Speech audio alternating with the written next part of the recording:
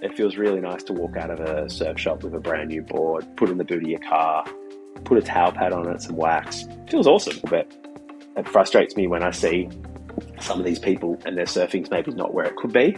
And I think the emphasis is kind of on the wrong thing.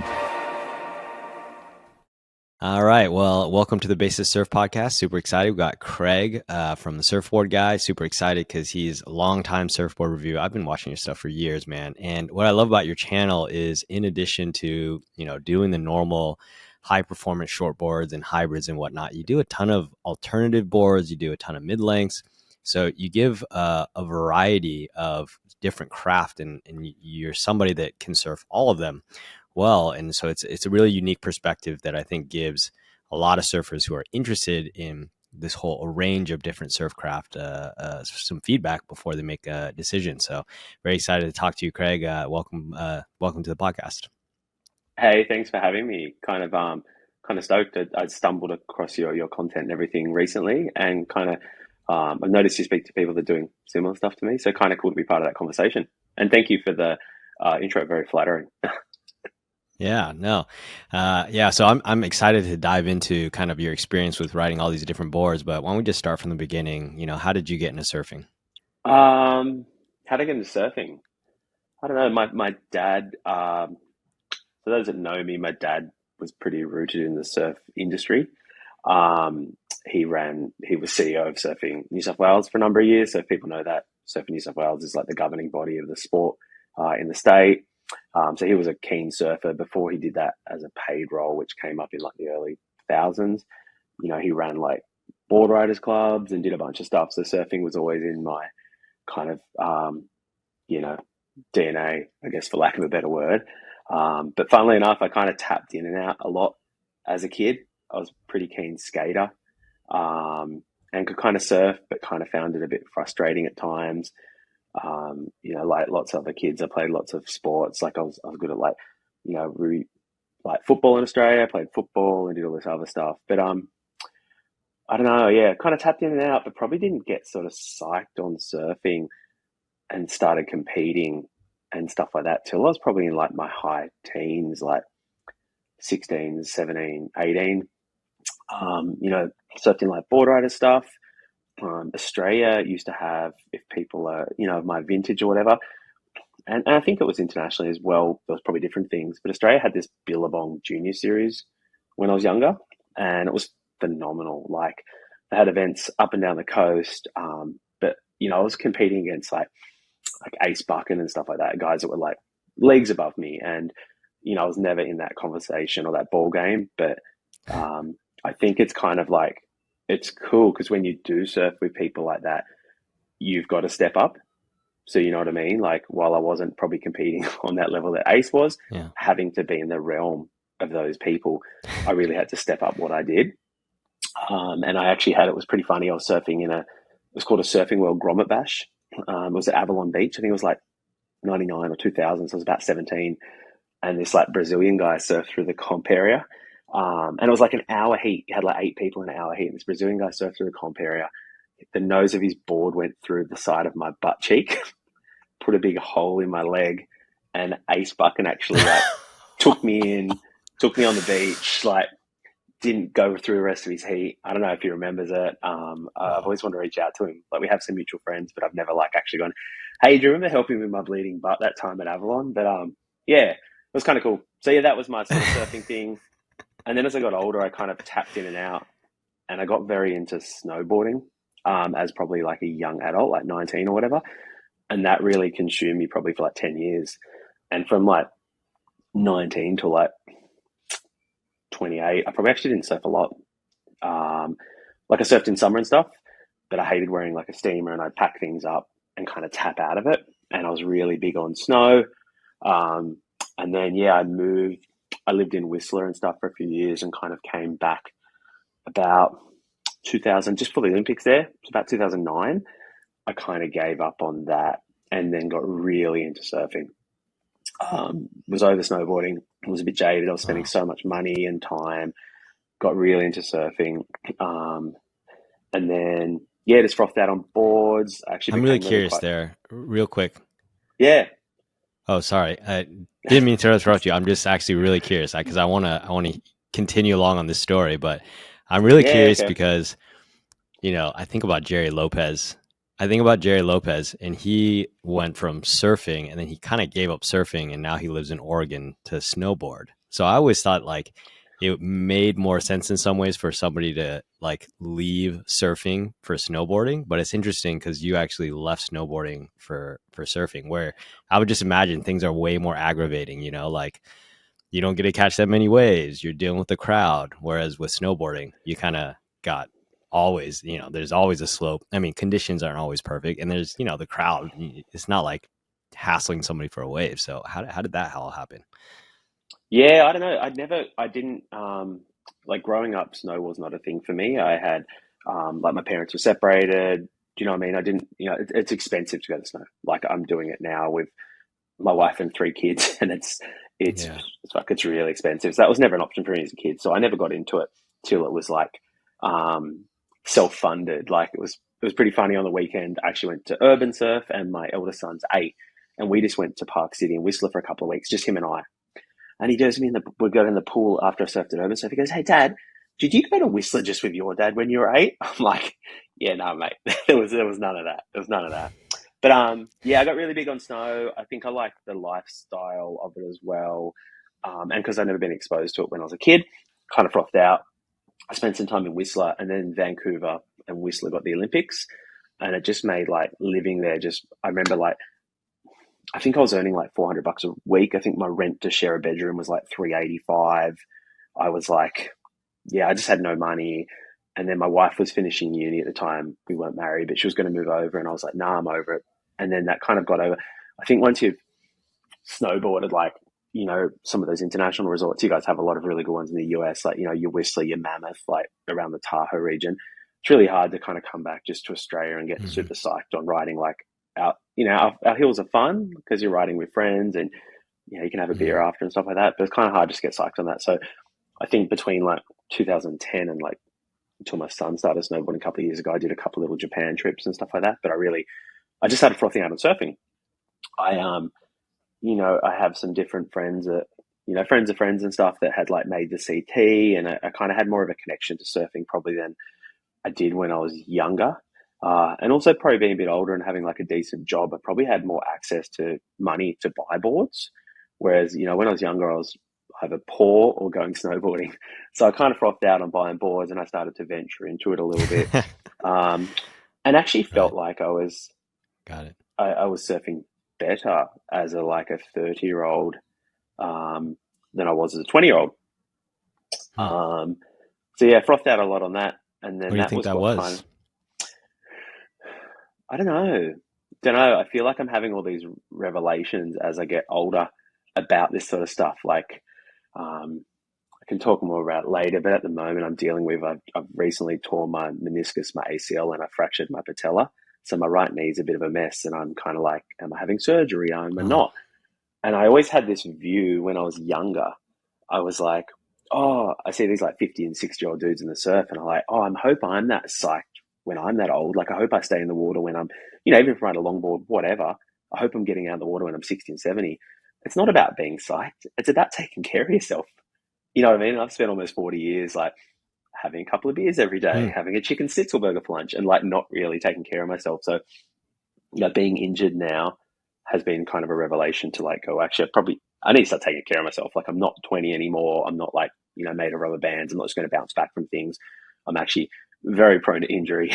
I haven't taken great care of myself. So I think that stuff's kind of happened in later life, like starting to watch a little bit more of like, what you eat, what you drink. I don't think that whole COVID period helped, but it's definitely been something now. But yeah, I don't know. I think at 30, I was having more access to boards. I was maybe, not paying full freight because of different people I knew, and I had money, and I was kind of churning through them. And then I got connected with a guy who some people might be familiar with called Benny. He used to do a thing called Benny's Boardroom. And that was probably like the best part of 10 years ago. And that's kind of how I got into like reviewing surfboards. And that opened a whole new world, of sort of surfboard stuff. So yeah. So I don't know. And then just closing out the snow thing. I got three kids, like 8, almost 5, and a newborn. And my 8-year-old has really taken to snowboarding. So that's got me back into it about 4 years ago. So we've been going to like last year we did like a month in North Star at Tahoe. This year just him and I went because we had a baby just before Christmas to Whistler and Park City for a few weeks. But I think in the last year, like you get a season pass, and between Australia and Whistler Park City, I think we did like 64 days on snow, which is quite a lot for people that live like I'm a 5.5, 6 hour drive from the snow in Australia. Oh, I think 64 days is like quite a lot for someone that isn't living at the base of a ski field. So yeah, I'm coming full circle, but I also like want to keep surfing, and you kind of touched on it. I reckon we'll touch on it a bit more later, but alternative kind of craft.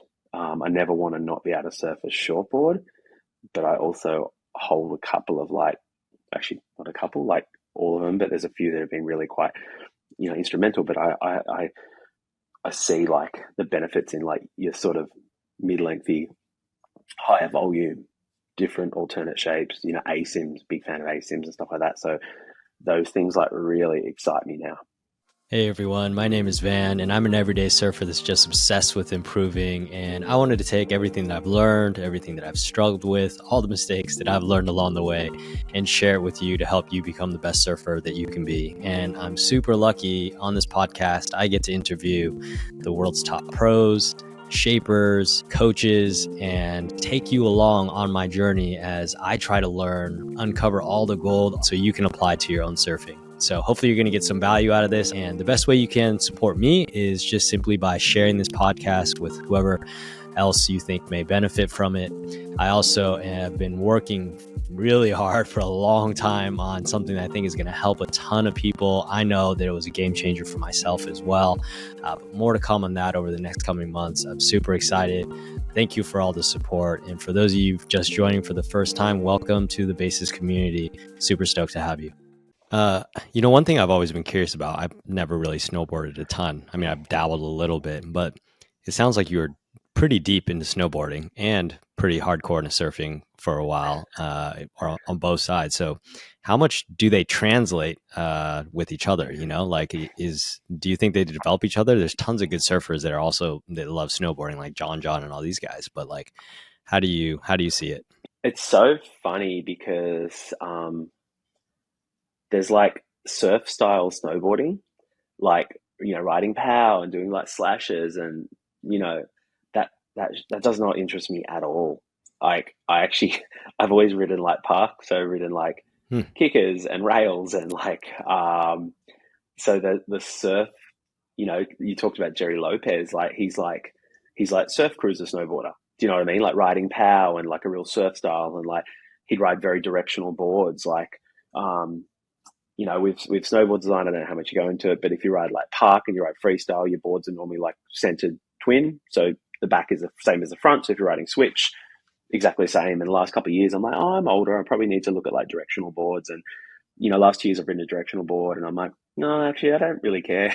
If I'm 41, I still really like hitting rails and stuff. So like I just got a brand new board yesterday, and it's a twin centered twin tip. Do you know what I mean? It's set up for the park. And yeah, so look, they definitely translate. Like I know a friend has a surf shop just near where we live in Freshwater in Sydney called Keel, and they do some really cool Vouch and McTavish and Tyler Warren, all those really cool alternate surfboards. But he also does like a limited run of snowboards each winter through a Japanese shaper. I can't remember the brand, but supposedly does really well because these people like these like surf inspired snowboarding. So there's definitely like a translation, I think, between the two, like a correlation. For me personally, they're two very different things, because I do see those people that go on the hill and they're like doing surf turns and they're like carving, and that shit doesn't interest me at all. Like it's cool. Like I've got no dramas with people doing that. I will like hike rails for like a couple of hours and try and do like, board slides and hit kickers. And, we've recently in Jindabyne got like an airbag where you can hit a jump onto an airbag. Like I'm really excited to do that and try and do, some spin tricks off kickers that I did 20 years ago and stuff. So yeah, there's definitely a correlation. For me, the interest is like very different.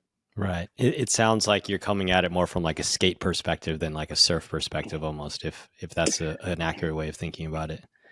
I think it's true. Like, yeah, I like skating as a kid. I was never good.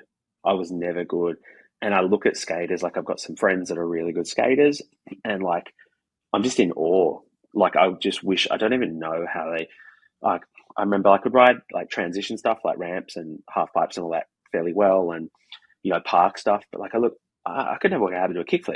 It was just beyond me. Like I just don't even know. Like, so I definitely like, and it's funny. My eldest son was chatting with a friend that runs a brand here about like getting sponsored, and it was just like an intro conversation. He was 7 years old at the time, and he goes, "I want a future in snowboarding." And he's like, "Okay, like Parker, what do you do when you're not snowboarding?" He's like, "I ride my scooter." And he's like, "No, mate, the scooter's got to go. Like, scooter's really got to go." And it's like, if you want to snowboard, when you're not on a snowboard, you need to be skating. He's like, every pro snowboarder is a borderline pro skater because your rail tricks, your body, your motions, how you turn, everything is like. Mm. So Parker, my 8-year-old, we're at the skate park 8 days a week now. Like on Saturday, we went to 3 different skate parks. Like we are just skate mad in our family now. So, which is cool because I don't know, having kids, they get into things, and sometimes their interests might be like video games and that sort of stuff that's never really interested me. So to have him interested in like board sports is really cool. I tried surfing with him. He's really not that interested, but it'll come. It'll come. I didn't get into surfing till I was a bit older, so surfing will Yeah. come one day. Yeah. Right, right. And it seems like the new generation of pros, especially like the girls in Hawaii, they're all incredible skaters in addition to surfers. So there's definitely that relationship between skating and surfing as well. But I'm really curious though. You mentioned that you went super deep into snowboarding. I mean, you were surfing first, then you went super deep into snowboarding, and then you came back to surfing a lot. After like this, 10-year stint in snowboarding. What was that like for you when you went from not surfing a ton to just full on frothing surfing? Like you mentioned that there were kind of breakthroughs or epiphanies. I'm sure it must have been kind of interesting not having this ocean feel and this, getting a feel for the ocean to coming back to it. Do you remember any epiphanies or breakthroughs you had when you were getting back into surfing? Yeah, for sure. And I think I said I've always been quite lucky, even before I started reviewing boards. So, I've had the surfboard guide for, I don't know, a couple of years now, I can't remember. And then I did a thing with a guy called Benny, he did a thing called Benny's Boardroom. And, I think, people talk about like Noel Salas and that. Like my first reviews with Benny were before Noel Salas even had Surf and Show. And Noel's awesome, he's a legend. Like we chat all the time, but, it goes quite a way back. I think, so coming back surfing, came back from Whistler, I think like 2010. Um, and some things, I think things changed in surfboard design. Prior, I always order boards custom. I'm 5'10" and a half. I don't know what that is in what you guys use, and kind of float between 90 to 100 kilos. So I always had to get boards custom. Yeah. I didn't want to ride, if I went and got like a stock board, I had to get like a 6'4", and it was just ridiculous to get the volume, or we didn't really do volume then either, but to have the float that I required to, so I always had custom stuff. But I think around 2010, when I got back into it, you had boards kind of entering the market. So I think a big changer for us was like the Dumpster Diver by Channel Islands, really compacting volume into like a shorter, more maneuverable package. And then if you scale that out to more of like a short board, the Fred Rubble that also came from Channel Islands, again, you kind of got the volume of like a 6'1" and a 5'10", but it still had like a performance rocker and a performance shape. So around that time when I was getting back into it, I found that there was boards on the rack that were available that were like more into like, my sort of dimensions and measurements and all that sort of stuff. But also I think at the time, like I remember when I came back from Whistler, and there's a pro surfer people are probably familiar with called Jay Davies. He's from Western Australia. He's a big, solid guy. And I remember going to Aloha, like a surf shop near where I live, and he'd got 2 boards from Lee Stacey. So Stacey Surfboards, he'd stickered them up and all this stuff. And I don't think he'd ever ridden them. And they were still on the longer side for me, like 6'0" and a half or 6'1" or something. But I grabbed both of them because they were like performance shortboards kind of jammed with volume. And I remember having these 2 Stacey's and just like frothing on them. And yeah, so I think, I think at the time, and I think what's cool around like the stuff that I do and like Noel Salas and all that, you don't have, it's not like the pros constantly like influencing the market and people's boards decisions. But I think if I go back to that time, like 2010, your pros, your Kelly, your Dane, they were the ones influencing people's board purchases and board decisions. So you're always looking at what the pros did or what the pros rode. Um, so it was really cool. I think around 2010, you had these board models that were available to the general public that were kind of like coming down in length and expanding in volume. And also like Aloha was this huge surf shop near me. They'd always have really good like trade-ins. They always did stuff with like pros. And I was finding these like really cool boards on the rack that were like from Jay Davies and other pro surfers that I could grab. And they were like, I didn't have to ride like a 6'1" by 18/8 by 2 1/8 that was like 23 liters.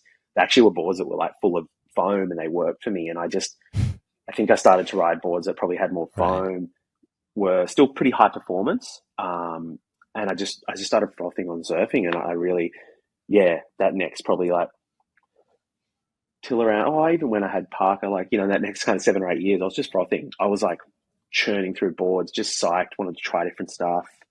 Um, so yeah, probably why I got back into surfing pretty heavily after snowboarding. That's so interesting how just like that shift in board design just got you so stoked because I'm sure that before that, like I mean, I think like before the dumpster diver, like the big board was like the Proton, which is like super narrow, rockered out board. That was the board that Dane was all about, right? And those boards are just so hard to ride for a lot of people, right? And then that shift allowed you to just have way more fun and got you just so stoked on surfing again. Yeah, so I'm probably going to go against everything I've said with those other boards with a flatter, wider rocker. But I remember it was about 2010. I went over to the US to go to Coachella, like a music festival that people are probably pretty familiar with. And my friend Pete, who I went with, who's a Australian distributor and owner of Future Fins in Australia, connected us with Channel Islands in the US. And he's like, "Hey, do you want to order a board? From a US Almeric." It's like cool, even though we have amazing Almerics or Channel Islands available in Australia at the time, it kind of seemed cool to get one, from where Dane and Kelly got them. So I ordered a Proton. And I remember bringing it back home and just going, wow, there's a lot, there's a continuous rocker in the Proton. There's no flat spot. Um, but I remember also a couple of days when waves are good where I lived, and it's hands down the best surfing I feel like I've ever done. There was nothing when there was water moving and there was push in the wave.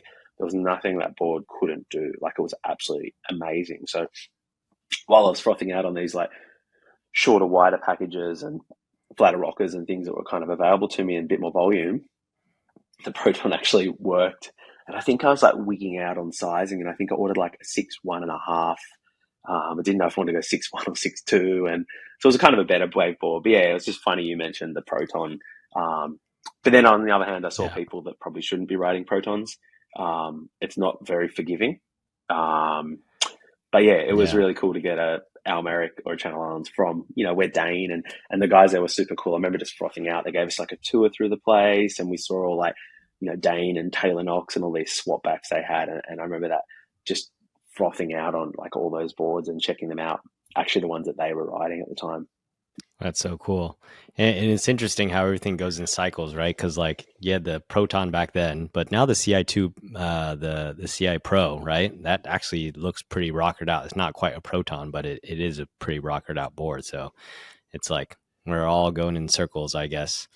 But you did get on this kick. You did start riding boards that, it sounds like you much enjoyed and preferred to your typical shortboard. And I remember your reviews, coming out like around the same time or maybe before. Yeah, I do remember Benny's board reviews and all that. And you've been doing this for a while, and so you've seen like these boards evolve so much. Like, what's it been like? What kind of trends do you think are really good and really help the everyday surfer, and which ones maybe not so much? People should not necessarily jump on the bandwagon for. Yeah, okay. I'll be careful here because I don't want to rubbish anyone or anything. But I What are you most psyched yeah, on look, though? How about that? look.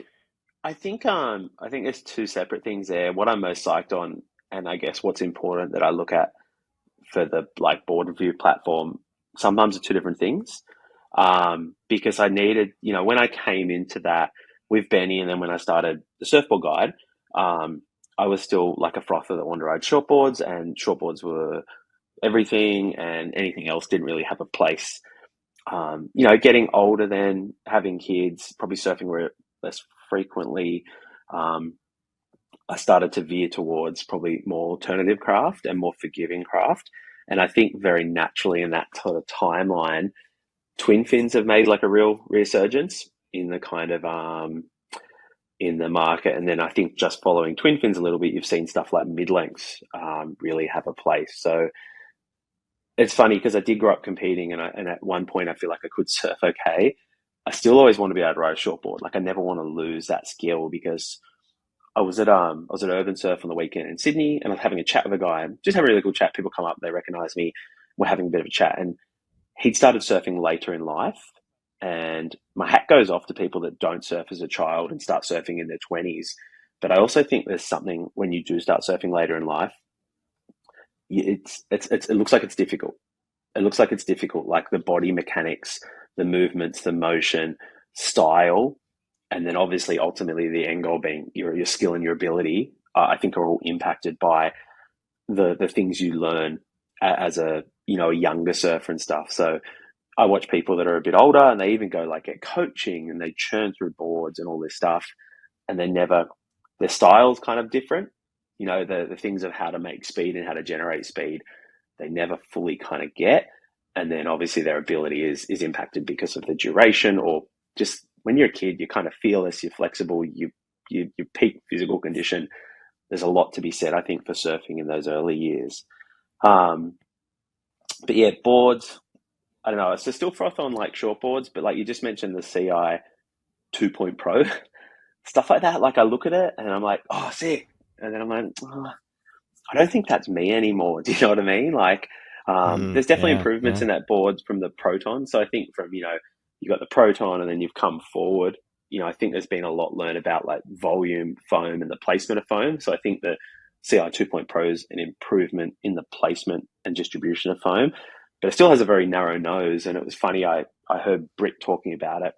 And Britt's such a legend. Like he's such a good like representative of that brand and how he talks. He's so approachable and such a cool guy. But he just mentioned like the nose, they really got rid of the bulk because they wanted the board to get out of the way of the surfer. And I just really like that. Hmm. I kind of understood that. So you've got like that engine room through the middle of the board to paddle, and you've got the float you need, and through the back end you got your tail rocker, but the nose really just needs to get out of the way. And I just really like how he kind of like how it made sense to me. But those sort of boards, I think I had a CI Pro when they first came out, and I actually never rode it, and I gave it to a friend because I was like, yeah, sick, I'll order one. And then I'm like, I can, with 3 young kids and I've got a business and stuff, I can go like weeks without surfing, and I feel like those boards aren't like super unforgiving anymore. But I think you've also got to Yeah. be surfing regularly and be at your kind of peak physical surf condition, where sometimes I feel like I'm not. So I grab one of those and I pass it on to a friend who's enjoying it now more than me. But yeah, look, Yeah. boards, I still like your short boards that are probably like more of the forgiving sort of stuff. A couple, if I can name like a few that have really stood out over the years. Like, I remember Hayden had a shape that came out a few years ago. I think he did with a guy called Creed McTaggart called the Love Buzz. Again, it was just like a Mm-hmm. shorter, stumpier, kind of fuller shortboard. It never really took off as like, Hayden's biggest thing is obviously the Hypto Crypto, and the Hypto Crypto is sick. It's such a good board. I know lots of people like it's a huge seller, but it's funny when I looked at the Hypto Crypto, I thought it was for kind of kooks that were learning to surf and that. And then I remember chatting to Hayden, and Hayden's like, no, let's do a custom. Let's go like a little shorter, a little wider, like yourself, and we'll get you a Hypto. And I remember going, there is nothing this board can't do. Like the Mm. Hypto was amazing. But yeah, the Love Buzz was like an awesome shape from Hayden that I really enjoyed, and I had a couple in a row. And that was something I really frothed out on. But yeah, the short boards I kind of followed along, and I really liked that kind of more forgiving, shorter, fuller sort of shortboard. Like I think actually, I'm just looking now next to me, I've got like a new Chili Hot Knife 2 that I took out to Urban Surf on the weekend. Again, little shorter, little fuller, 32 and a half liters at 5'11", quite forgiving, easy to surf. I can have like a bit of a hiatus in surfing, um, not surf for 3 weeks or something, and I don't feel like I'm learning to surf again. So, Mm. without just like, oh, and I've got a new dumpster diver 2 over there as well, which looks pretty cool. And it's kind of got a bit of a shorter package, but they've extended it a little bit from the original dumpster. I haven't surfed yet, but I'm pretty frothing to get that in the water. So Yeah. those sort of things really excite me. Still in Right. that thruster shortboard realm. Um, but now I've got older and I guess I've experienced lots of boards. I kind of froth out on more alternate stuff. Um, I've done a couple of reviews over the years on different ASIMs. So I did a couple from um, Blake Peters from Panda, and I did a couple from Matt Parker from Album. And I really, really like ASIMs. All the ones I've done, and I've actually got a Panda ASIM at the moment, they've all been like twin toe heel quad. And I just think it makes surfing so free and so easy. But I definitely see this hesitation in people to pick them up. You know, I get it. They're pretty alternative looking. If you don't like it and you need to sell it, they're shaped for a natural or a goofy. So when you need to resell it, you've cut out half the market of who you can sell it to if you need to move it on. I get Yeah. it, but I think they're awesome. I think the freedom of a twin fin on your toe and that release, and then I love nothing better than doing like a really nice wrap on quads because it feels like you're kind of on tracks, and you've got that with that ASIM twin quad setup. So I've been a really big fan of ASIMs, which has been really cool. And then I think with board design and changes and stuff like that, something that definitely has become really popular over the last few years, and I've been frothing at it as well, but I've got to be cautious of how much time I spend on it, is probably mid-lengths. A few years ago, I had a chat with Chili, James Chill from Chili Surfboards, and he just brought out the mid-strength. And I'm going to say I reluctantly got one. I just didn't think I was there yet. I didn't think I was a 50-year-old. Anyway, the thing was, I had to get rid of it because I just would spend every surf on it, and I didn't want to be stuck on a 610 mid-length. But I think my preference was set up with quads, but smaller quads, because you've got 610 of rail length, so you don't need like big fins in Yeah. it. But that thing was phenomenal. Like 1 foot rip bowls, it paddled into them, it wrapped. I wasn't like flogging it like a dead horse trying to stay on a wave. And then I remember having some surfs on some bigger days, and it was like a step up. I could not fault that board. And since then I've tried some different mid lengths. Like I just think we put out a review of like the M23 by Channel Islands recently, and that was pretty cool. But again, the mid strength. The M23 only had a thruster setup, which I think kind of limited to it. I think it would have been nice to be able to try it as a quad, but I just grabbed it off the rack and it had thruster setup. But yeah, that mid strength I think really changed my thinking on volume, and also on the length of a board. I feel like for a long time I was trying to like jam volume into these small packages. Like I remember having like a Channel Islands biscuit that was 5'2" at like 33 liters or something. And those boards have a place and they're really fun. But what also is really fun is having 610 of like rail that you can actually turn through the water, and it feels like it's moving really well and you feel like you're surfing really well. So that was something I definitely frothed out. And yeah, since then I've tried out a few different mid lengths. I've got actually a really cool one I've held on to. Like I have to move on a lot of boards. Like I don't want 100 boards. Yeah. I see Ron from Board Porn has all these boards. Like I don't, I like Ron. He's pretty funny, but like I end up like dropping like we're in my kids' like kind of rumpus TV room, and our TV is smashed with 6 lines through it because surfboards dropped into it and smashed the screen. Like they just don't need all these surfboards. But yeah, I've got this 610 from Justin Turnez, who does dark arts, and he does his own label, Justin Turnez. It's called the Jaunt, and that thing's sick. And I brought that back from America. The dark arts tech is like so sick, and Justin's such a legend. So I've seen people grab dark arts in like Sharp Eyes and stuff like that, and albums. I really think people should check out Justin Turner Surfboards. He's a very, very cool guy. But I think you talked about like things that are changing surfboard design, and something like I love and I hate, I think at the moment, is probably like twin fins. I think there's people, I don't know, it kind of frustrates me. Like, I don't know, twin fins are fun. Like they're really, really fun. Like we've done some really good twin reviews over the years. I'm going to say one of my favorites, probably the Lane Splitter by Christenson. Again, there wasn't too much that board could not do. And this sounds dumb, but it didn't feel like a twin fin. I think, yeah, that sounds really dumb. But yeah, look, it felt like a twin fin. But I think sometimes with twins, and maybe when they're not like the best twins, you lose what a thruster has in like realms of like drive, or what a quad has in drive and performance. The lane stability didn't lose that. And then probably sitting just behind that is something everyone talks about, everyone froths on, is that Twinsman from Album. Again, that was like a really capable twin fin. You know, Matt puts so much effort into his like design and emphasis on design. He doesn't really put out, you know, subpar products. You know, there's probably like some shapers and labels out there that are just putting out models to put out models.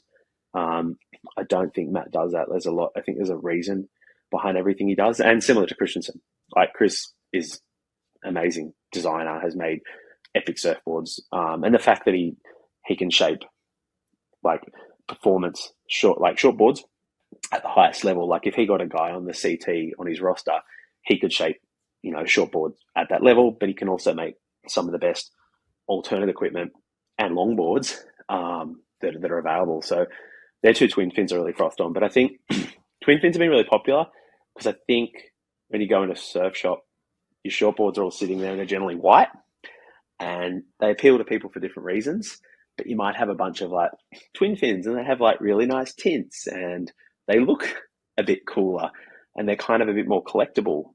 So I see Yeah. there's like different groups online where people, you know, come together to talk about their twin fins and stuff, and they're like churning through different twin fins and they're trying different boards out. And I think when I like started the surfboard guide, and I remember sitting down with Chili and Spence at Chili Surfboards to go like and to chat. Like I went and chatted with like onboard store like Channel Islands here, and I wanted people to kind of back what I did. I said like I want people who, you know, surf on a Sunday at Bondi in 2 foot onshore waves to always make sure they had the best equipment so they can make the most of you know, their surf. You know, so I had to go and pick these people about, you know, I can't go and pay $1,000 for a board and then spend this time editing, filming, surfing, responding to questions. So I had to chat these people, go, hey, how can I, you know, work this out? And I remember that was one of the key reasons I started the surfboard guide, because I think there was people still riding shortboards that weren't helping them. They were having really frustrating surfs and stuff like that. So I stepped forward, and twin fins kind of offer this new world. They're generally like shorter, packed with a bit more volume, cool tints and super sexy, but I think they also have their limitations. You know, I don't think twin fins have the drive of like per se, say a quad and stuff like that. So I'm seeing these people that are like grabbing every current twin model on the market, and they're like getting frustrated and they're never quite hitting the mark. Whereas, you know, I think they need to look at other stuff like quads and stuff. I also think like there's a, you know, these people probably also maybe, like we spoke about earlier, entered surfing kind of later in life. Is there value in maybe just bypassing one surfboard purchase and linking with like a surf coach or a surf coaching program and actually putting some emphasis on their surfing? Because I get it. It feels really nice to walk out of a surf shop with a brand new board, put in the boot of your car, put a towel pad on it, some wax. It feels awesome. It's very euphoric. Like there's not much else like it. But when you're doing that every 3 weeks and spending like $1,600 on a board, I don't know. But that is what people want to get out of. I guess if people are happy to just keep churning through surfboards, that's super cool. But it frustrates me when I see some of these people and their surfing's maybe not where it could be. And I think the emphasis is kind of on the wrong things. And I think twin fins are awesome. There's some amazing twin fins. They're super fun. You know, we did this back in the 80s and we're doing it again. But I also don't think these twin fins are the answer to a lot of these people's, I don't want to say their Right. problems, but I don't think they're the key to their success either. Right. I mean, everybody wants to just buy a surfboard and immediately your surfing's transformed. You're going to be surfing like Victor Bernardo, but that just isn't the case, right? Like you still got to put in the hard work and try to improve. So, you know, for those surfers that are struggling, you know, besides the board choice, and I think that your channel is a huge resource for people trying to figure out what's going to work for them. Do you have any other tips in terms of what people should do to improve, you know? Look, I think there's another thing that's there. Like a board isn't going to work without fins. When I started surfing, fins were glassed into a board. There weren't many options. I found out later that there actually were. You could actually ask for different glass fins in your board, but we didn't have we did have FCS, but there weren't lots of options. And, you know, I mean, the stuff that, you know, Futures now and FCS are doing, and then, you know, NVS, there's other shapers, there's other fin manufacturers. Fins make such a huge difference. And I think people actually kind of identifying what works and really trying out different fins is so important. It can make such a huge difference. And I guess an example is like, keep going back to the same story, but on Sunday I went to Urban Surf and I rode my Hot Knife 2 and I put Futures AM2s in it. So they're a thruster, they're a large set. I've ridden AM2s for like 15 years. Best thruster set ever. They do everything. You know, it's good driver stuff, but I love them. With a tear in my meniscus and my ACL, I found like I was bottom turning okay, but then when I'd go to like release off the top, I've suddenly got this thruster, this center fin that I'd actually, because I've been surfing on like twinsers and stuff, so I hadn't had this center fin to deal with. And I'm like, oh, what's with this board? And I'm like, anyway, it wasn't the board, it was the fins. And when I left Chile, they're like, hey, don't, even though that looks like a shortboard, don't be afraid to put like a 2+1 setup in it. And I'm like, oh, I'm not putting a 2+1 in a shortboard. Like, it's a bit kooky. Anyway, took it out at the beach this week, put AMTs in it, which is the Almeric twin +1 setup. Board feels epic. It's still got the drive that it does as a thruster. But when I'm trying to snap through a turn, I don't feel like this lateral, like pulling on my knee that feels like my knee's about to explode. And I'm having so much more fun. So, you know, that's obviously not everyone's problem dealing with like a knee issue to get a board to turn and stuff. But just what a huge difference that made in that way, the way that board could like turn and how it responded and how much fun I had with it was just so, you know, instrumental in me understanding that board. So, you know, we'll do a review on that shortly and I can talk through all this stuff. So I thought it was quite interesting. And I think like there's other fin designs. So you got your fin types like, you know, thrusters that, you know, generate speed, hold speed, control speed, all that sort of stuff. But like, beyond ASIMs, another thing that's kind of a little bit alternative that I've been really frothing on is twinsers. You know, drive of a quad, if I put it really simply, and the release of a twin fin. Like, if you're a person who wants to improve their surfing and likes alternate craft, like there's nothing really better than that. Do you know what I mean? That's really going to improve your surfing experience and the surfing you're kind of capable of. So I don't know. I think if people are open to purchasing new surfboards and constantly evolving and trying different shapes and that, maybe just going like twin fin after twin fin isn't the answer.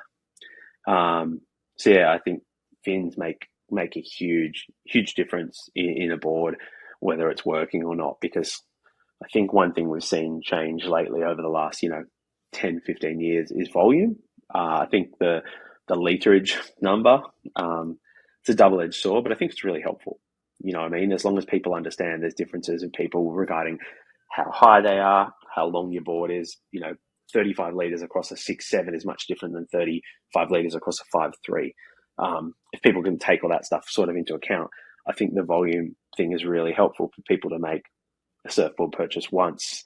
Whereas I remember like these lots of boards on the rack for sale at like local surf shops here that like rid them once because they're too small or too big.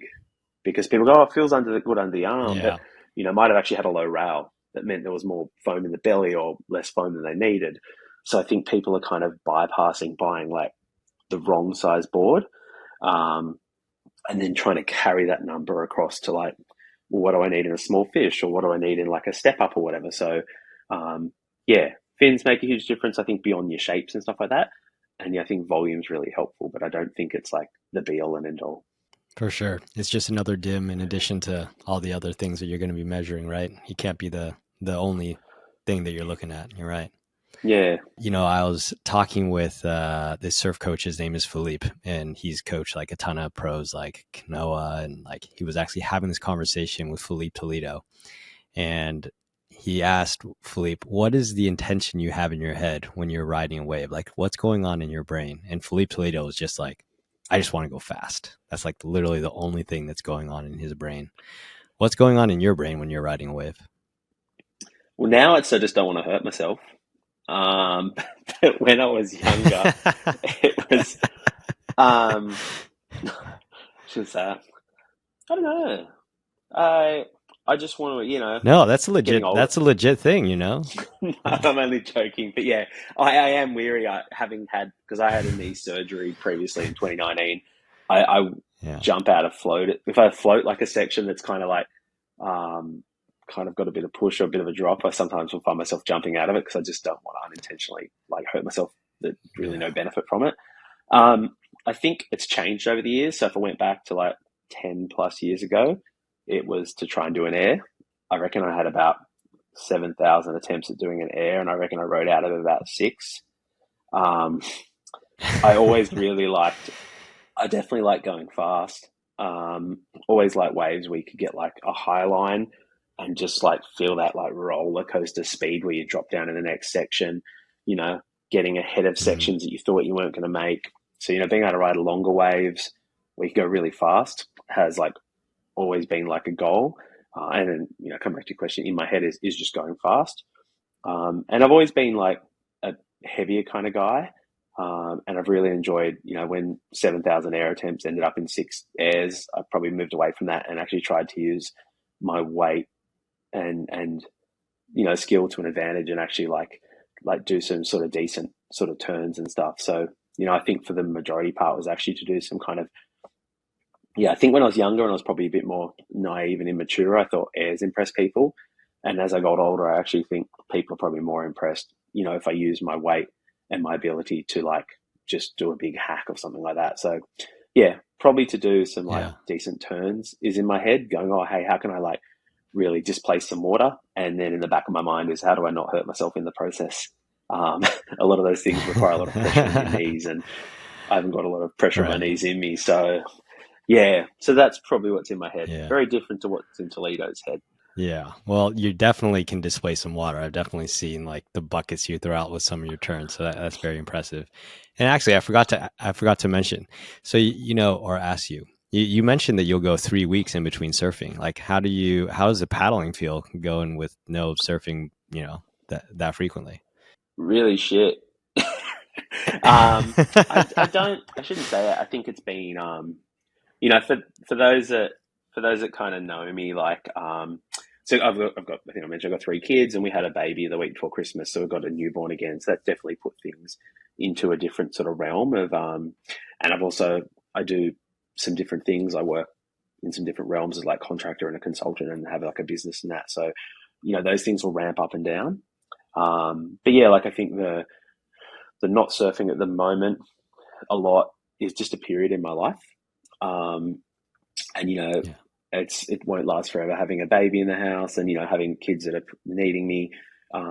It's just a period. I mean, I remember speaking to Noel Salas a couple of years ago, and we're having like a chat, and I was like, oh, he's like, mate, he's got kids, but they're older. And he's like, I could never have done this when I had young kids like you. How do you have time to do any of this? And yeah, it definitely has been hard. Like, I wish I had more time. Like, I always think about, I think I mentioned like I did a podcast for a little while, and I had access to like,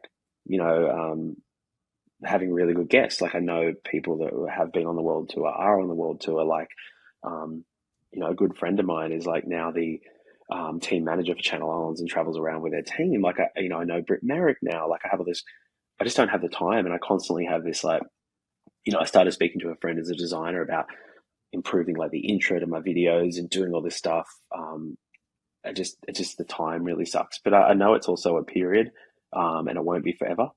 Um, so yeah, going 3 weeks without surfing, like it's not great. But like I guess coming back to what I said earlier, it's like I had this kind of epiphany when I hurt myself recently. It's like, well, if I want to be surfing when I'm 60, it's not dependent on how stoked I am. It's on how like I take care of myself. And I haven't been doing that well. Yeah. I really like craft beer. I like shit food and stuff like that. So that sort of stuff needs to stop. So at the moment, like if I'm not surfing a lot, I'm trying to get to the gym more. I've got to do all this stuff to try and rehab or prehab on my knee. So yeah, just Yeah. taking care of myself. But I know it's not forever. Um, and when I'm not surfing, sometimes like I'm at the snow and stuff, and I'm doing other cool things. And I'm so lucky to have like three beautiful little kids and the family I have. It's freaking awesome. But yeah, being able to tap into, I live on the northern beaches of Sydney, and within like, stone's throw to me is like I guess some of the best shapers and board, manufacturers in Australia, like Channel Islands, Hayden, like Rusty, like Rhino Manufacturing does all stuff. Parla Bianchetta, I'm just looking at all these boards around my room. They're all stones throw from where I am. So I feel like I can tap back at any time. But yeah, I definitely want to, start surfing more. I just came back from the US not long ago, and I brought back some really cool boards from like, I don't know if you know, like Ashton Pickle does like vessels. Got like a new Dark Arts from Justin Turner's. Matt Pagan's another really cool shaper from LA. I got a board. So I've got some, like about 6 boards that I haven't ridden that I'm pretty keen to get back into it. So, and back to the other thing, like I feel like when I am fitter and taking care of myself, I'm surfing better. Like Yeah. it's beyond noticeable. So, the time out of the water used to frustrate me.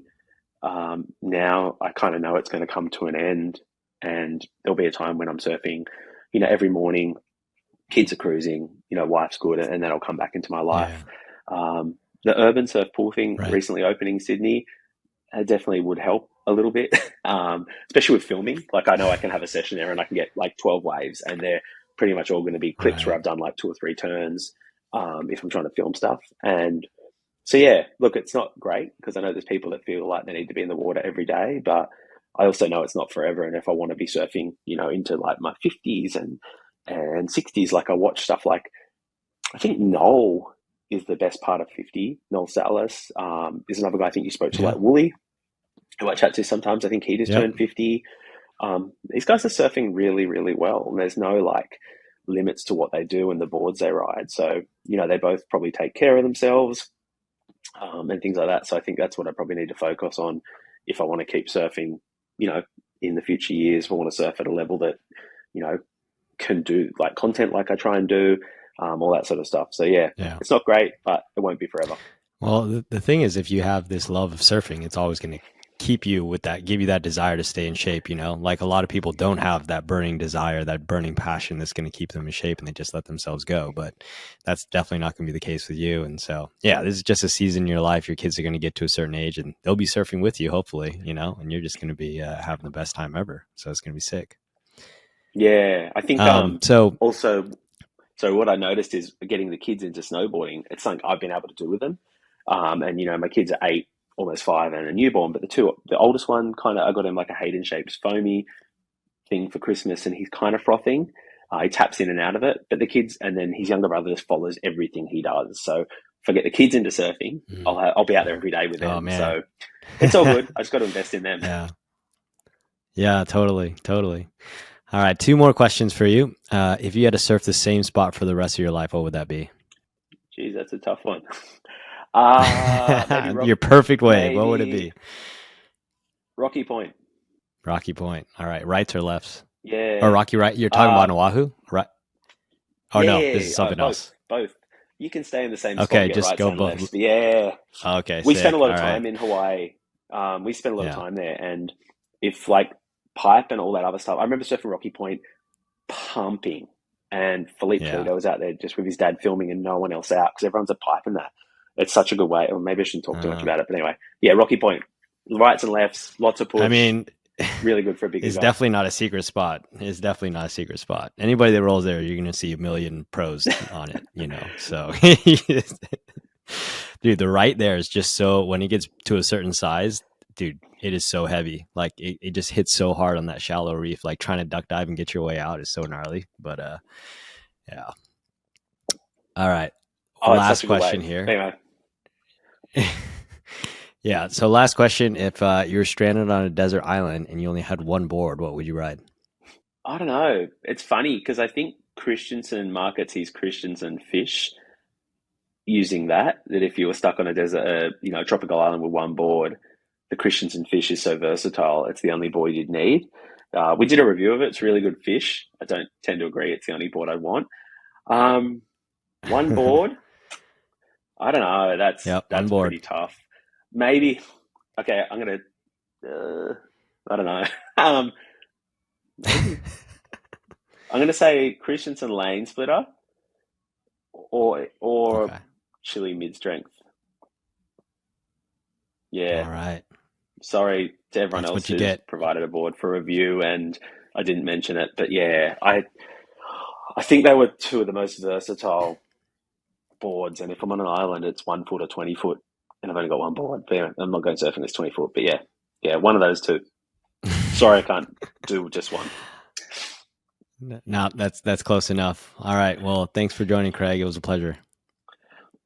Thank you for having me, and yeah, look, thank you for the opportunity to share some of my story a bit more than surfing. It was kind of cool to catch up.